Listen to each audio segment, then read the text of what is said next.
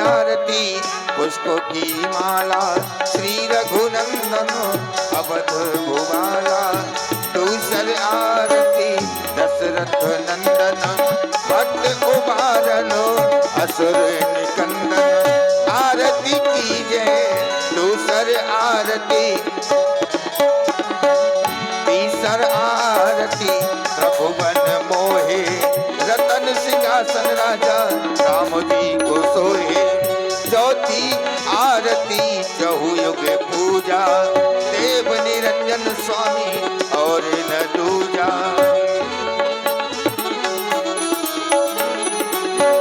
पश्चिमी आरती लक्ष्मण भ्राता आरती करत कौशल्या माता।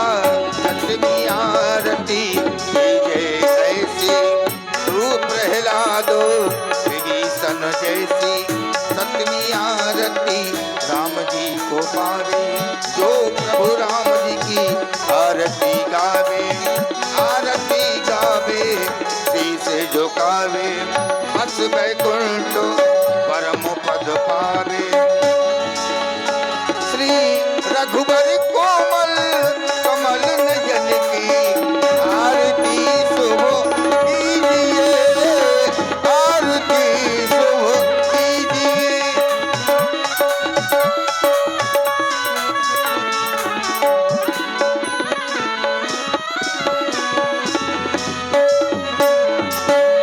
आरती श्री रामायण की कीरत तले तो ललित से की। आरती श्री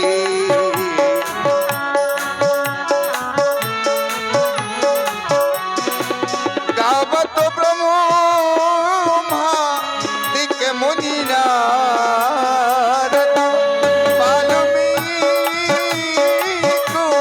विज्ञान विशारद।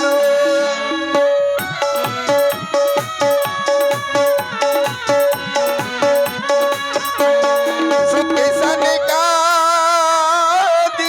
शेष अरुसारद वरन पवन सुत कीरतनी की। आरती श्री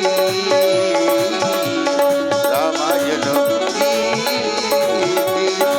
कीरत कले ललित से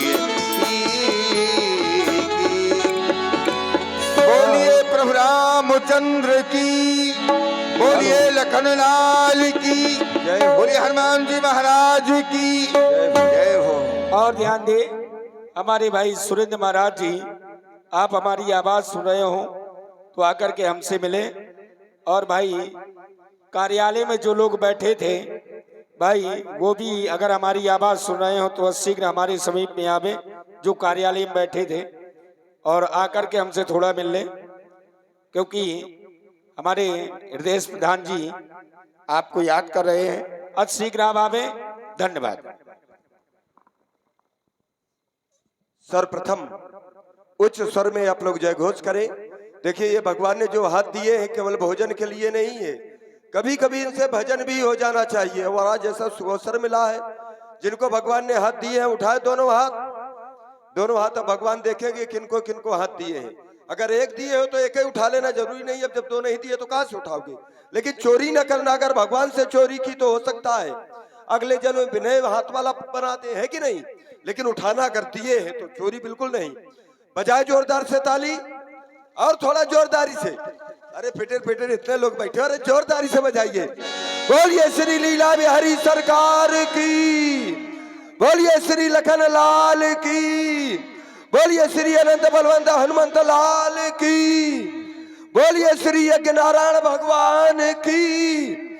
बोलिए स्थान देवता की जय हो। बोलिए श्री सिद्ध बाबा की जय हो। बोलिए श्री चित्रकूट धाम की जय हो। बोलिए श्री रामचरितमानस की जय हो। बोलिए श्री संत समाज की जय हो। हृदय से साथ। और आप है भाई हरीलाल अनुरागी जी, पंचर वाले, टोला निवासी। आपकी तरफ से 21 पद मुद्राएं ये प्रभु की आरती में समर्पित है। साधुवाद, धन्यवाद। और देखिए अब मेरा निवेदन है समाज से, चाहे हमारी बच्चियां हो, माताएं हो, बहनें हो, कोई भी हो, हमारे भक्त लोग हैं, ये एक आपको सुअवसर के समय मिला है, सुअवसर है, प्राप्त हो रहा है। आप ये ना सोचे कि पंडित जी हमको बुला रहे हैं तो वहां पर आरती में पैसा चढ़ाना पड़ेगा। आप पैसा लेकर के ना आइए, केवल भाव लेकर के आइए। अगर भाव लेकर आएंगे तो निश्चित है यहाँ से कुछ ना कुछ लेकर के जाएंगे। और चाहे पैसा कितना भी आप चढ़ा दें तो क्या भगवान संतुष्ट हो जाएंगे? नहीं होंगे, क्योंकि दाता एक राम, भिखारी सारी दुनिया। लक्ष्मी जिनकी हम आशा करते हैं कि हमारे घर में रहे, लक्ष्मी है कौन? जरा विचार करिए, वो स्वयं में लक्ष्मी पति है।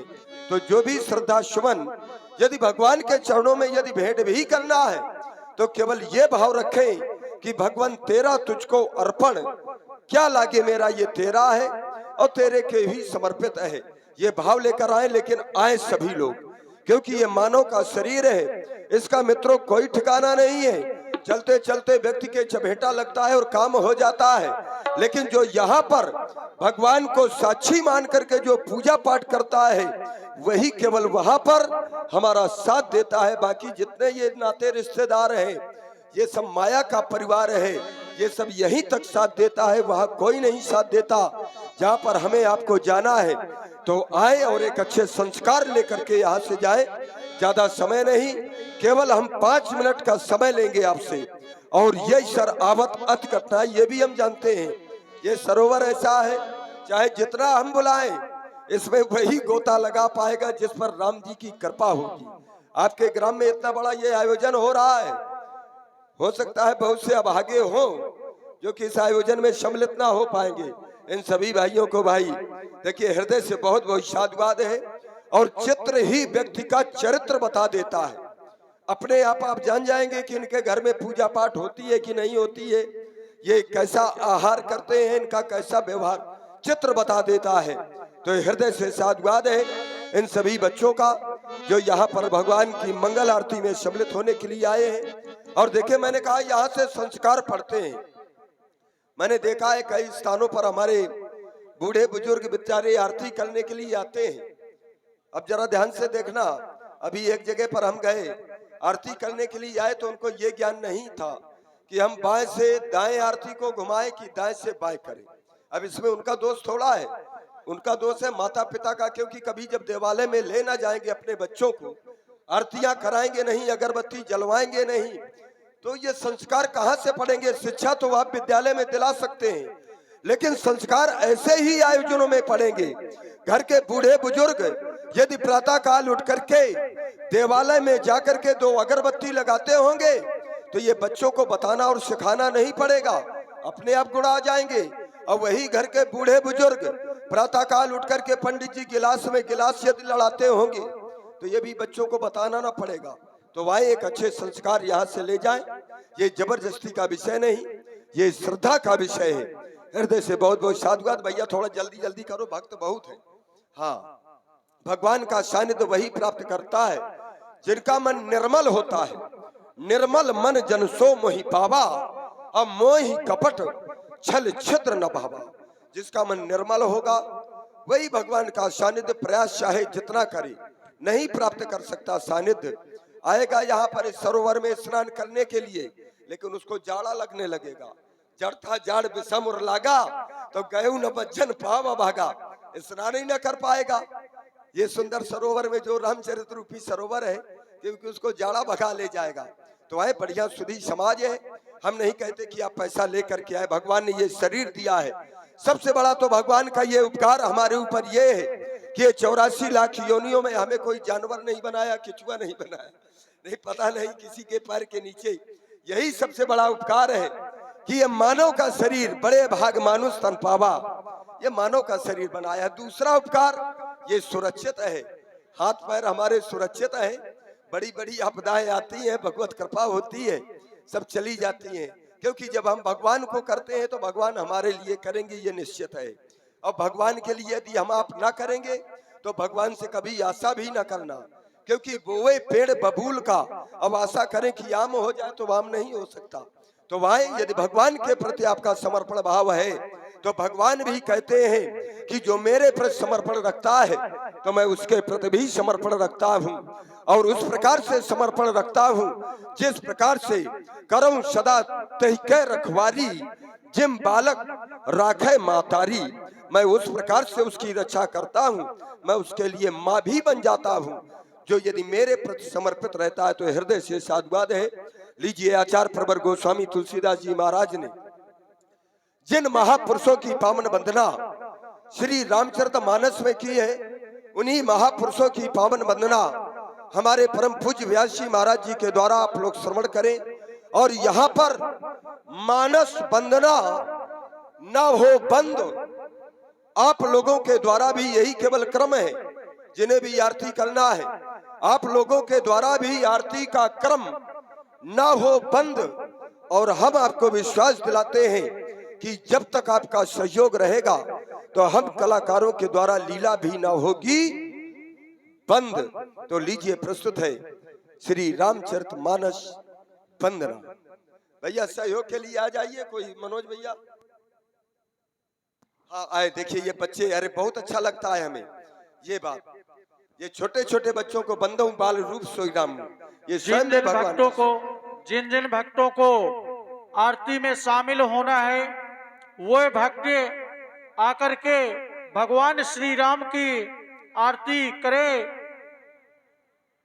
मैं सभी भक्तों से अनुरोध करता हूँ, आप पुनः आकर के मंच में भगवान श्री राम जी की आरती का अवलोकन करें। पंडित जी वही आएगा जिसको मैंने बताया है कि जब अति कृपा राम की हुई तो पांव देहि या मारक सोई। विशेष कृपा चाहिए, चाहे जितना हम आप बुलाएं ये आयोजन हो जाएगा। बहुत से ऐसे होंगे कि घर से निकल करके ये आयोजन का दर्शन न कर पाएंगे, क्योंकि वो अभागा हुआ जबरदस्ती अगर कोई साथ में ला भी देगा, उनको जबरदस्ती आ भी जाएंगे खींचतान करके, तो उनको ऐसा जाड़ा लगेगा। कारण एक ये है कि यहाँ पर मैं कहा करता हूँ, ये स्थान एक ऐसा स्थान है, आपको कहीं बागेश्वर जाने की आवश्यकता नहीं है, चित्रकूट धाम में जाने की आवश्यकता नहीं है, किसी भी देवालय में जाकर के मनोकामना व्यक्त करने की आवश्यकता नहीं है।